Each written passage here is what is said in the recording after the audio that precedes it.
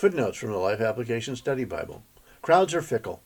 There may have been many in this crowd who had cheered for Jesus just a few days before. They had loved Jesus on Sunday because they thought he was going to inaugurate his kingdom.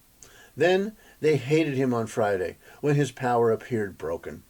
In the face of the mass uprising against Jesus, his friends were afraid to speak up.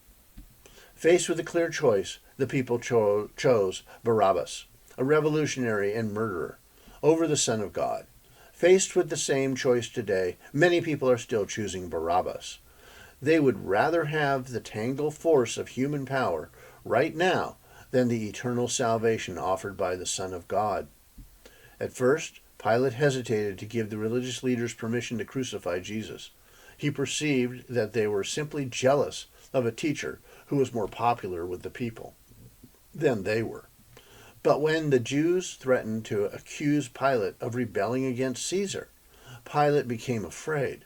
Historical records indicate that the Jews had already threatened to lodge a formal complaint against Pilate for his stubborn flouting of their traditions, and such a complaint would most likely have led to his recall by Rome. His job was in jeopardy. The Roman government could not afford to put large numbers of troops in all the regions under their control, so one of Pilate's main duties was to do whatever was necessary to maintain peace.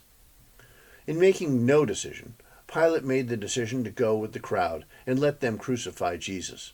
Although he washed his hands, the guilt remained. Washing your hands of a tough situation doesn't cancel your guilt.